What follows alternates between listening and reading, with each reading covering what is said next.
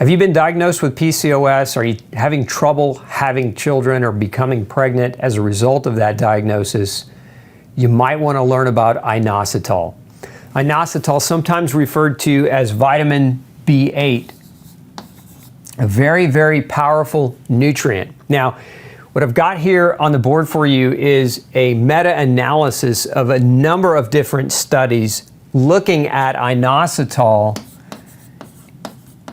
in the treatment of women that have PCOS. PCOS standing for polycystic ovarian syndrome. It's basically diabetes of the ovaries.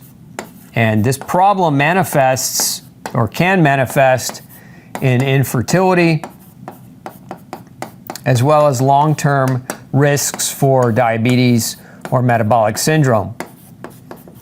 And so it's not something you want to just let go. Now, the standard of care in medicine is doctors want to use this medicine called metformin.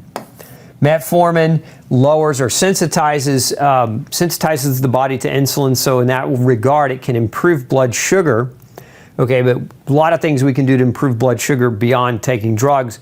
And inositol is one of them. In this meta-analysis of multiple research trials, 26 to be exact, inositol is an effective and safe treatment in PCOS. Moreover, inositol showed non-inferiority in most outcomes compared to the gold standard treatment of metformin. Non-inferiority means it was equal to, it worked as well as. And why is that important?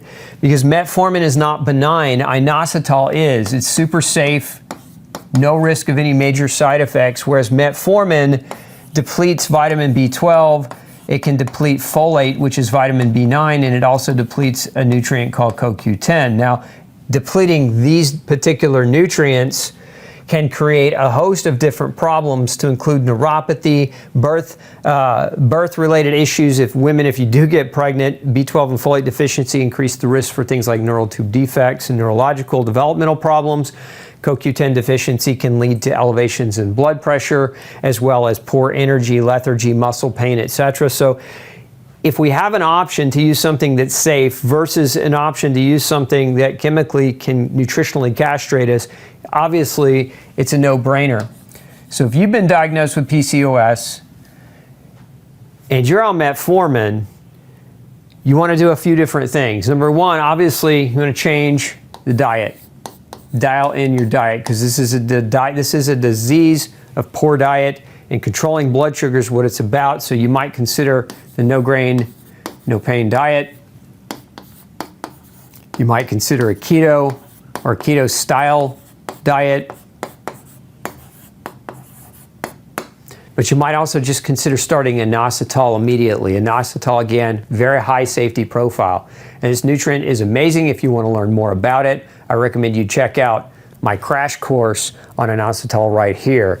And if you want to know how inositol affects your thyroid, check this video out right here.